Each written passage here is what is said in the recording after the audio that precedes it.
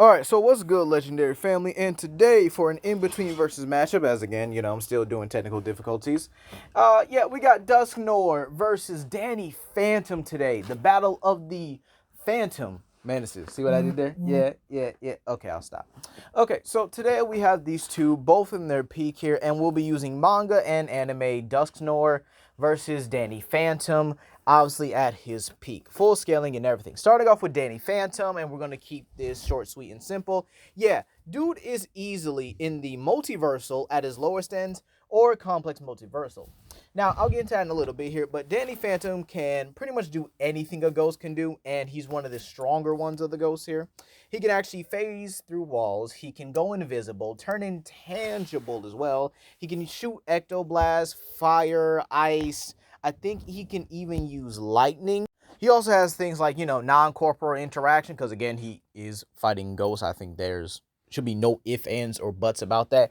And he's got one of my favorite moves, a ghostly wail, which is a sonic attack he learned from his evil version of himself, which again was pretty much a very powerful, devastating sonic attack.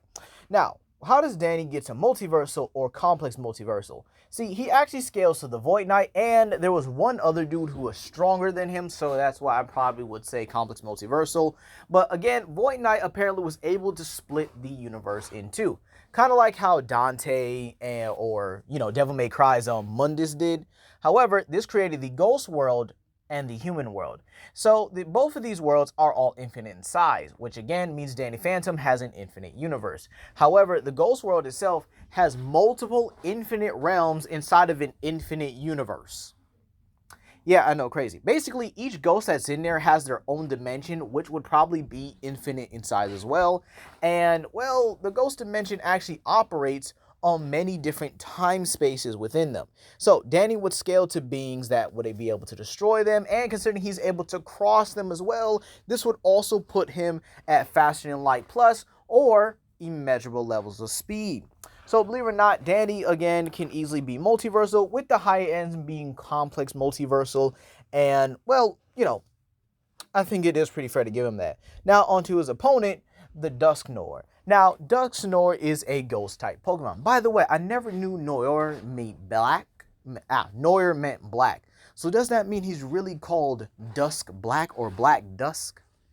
Actually, that actually sounds good for a Pokemon, the Black Dusk. Oh man. That actually is a good title, though. But anyway, Dusknoir, believe it or not, was scaled to a plethora of Pokemon, both in manga and anime. Considering he is a Final Four Pokemon, this means he was scaled to Gardevoir and Gothitelle. Now, these characters or Pokemon, are incredibly powerful on their own, both being able to use their psychic power to create black holes and to be able to distort stars at their lower ends. Now, again, to distort something is to twist or to kind of like mangle it in a way here. And again, this is to distort the, well, excuse me, this is the definition of the action version of distort here, which Gothitelle actually does to stars with their psychic power. He would also scale to Mega Evolved Pokemon as well, considering again, wild Pokemon do normally fight Mega Evolved Pokemon as well. So things like Mega Alakazam, who can easily merge two universes. And this is actually important because Alakazam's psychic abilities are just absolutely ridiculous here. But also we have to talk about the sheer fact that in the manga and anime, these Pokemon, these basic Pokemon, mind you, can harm legendaries. Okay? Harming Dialga, Palkia, Giratina. And again, these are Pokemon like Mamoswine, Tauros, stuff that normally doesn't have or does have an advantage over ghost types in general. And this is important because, again, we even see in the Rise of Darkrai movie and in the manga, Darkrai is able to affect Dialga and Palkia, and yet he can be hurt by a combination of a decent amount of Pokemon. And, well, obviously, Sceptile was able to beat a Darkrai himself, so he is the GOAT anyway. Definitely gonna have to include him in an in-between versus matchup at some point here. So, with that being said here, Palkia, Dialga, Giratina, and even a few other legendary Pokemon, even some mythicals as well, do embody certain concepts for the Pokemon multiverse, which is all infinite in size and operates on different time spaces here. Now, Palkia in his avatar form is still the very embodiment of space itself. And again, this would put him at an autoversal level, considering the fact that you could actually say he operates like a platonic concept.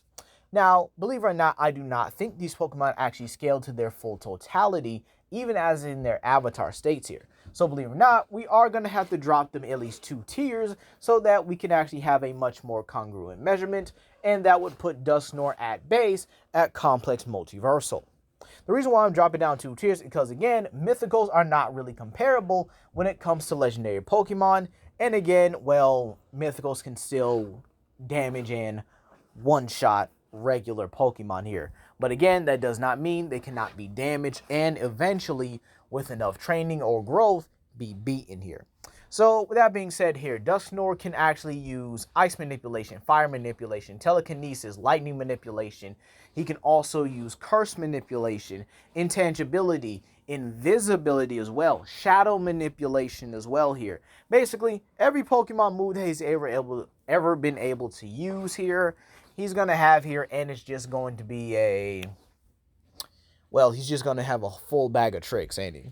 Now, again, you might say, oh, well, that's kind of unfair. But the thing is, though, I don't really feel like going through all these moves, trying to find the best moves possible to say that, okay, Dusknoir is going to only use these 4 moves against Danny, when Danny has a full arsenal set of moves as well. So I do think it is fair that Dusknoir is around the same, tier here. So for the lower ends of Dusknoir, or for the normal ends of Dusknoir, you can actually get them to complex multiversal, while their higher ends would definitely be autoversal. So without further ado, let's talk about this here. Now, these two are basically even when it comes to speed here.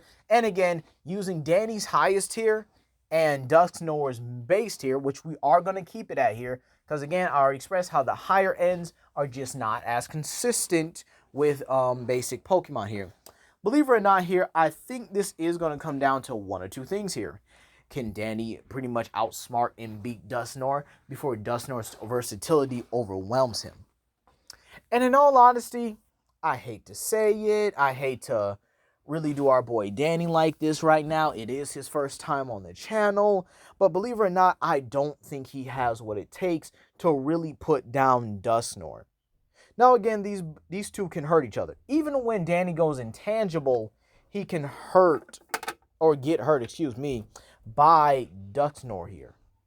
And the thing about it is, I think Danny does have a chance at beating him when it comes to their more base-to-base stats. However, Dusknoir's versatility, like his psychic manipulation, his electrical manipulation, I think elemental-wise, Danny can definitely keep up with Dusknoir. However, when it comes to like the other abilities, and then there's also abilities like Will-O-Wisp, which can pretty much add damage throughout the fight, and then there's also things like Curse. Well, believe it or not, Curse is not the best idea for Dusknoir here, considering for ghost types, it's meant to cut their health in half in order to reduce a repeated amount of damage throughout the fight. Basically, another status element, but unfortunately, it's not the best status element. So, don't use it, but if you want to use it, be smart with it, okay?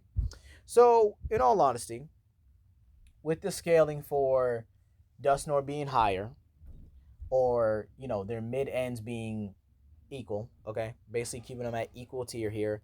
I do think that Dusknoir does manage to overwhelm Danny before Danny can pretty much outsmart him. I do think Danny could definitely take a couple wins here, but it's more like a 5 out of 5 situation, with that very first win likely going to Dusknoir. Now, if Danny had his gear, like his suit, his glove, where he's able to clone himself, again, we're counting normal powers and abilities, considering the sheer fact that Danny doesn't carry all that gear on him. Now, it's very possible he could use that whole ghost suction trap thing on him, and maybe it could work here. But again, that wouldn't really count as a win. That's kind of like trapping your opponent and BFRing them in a way.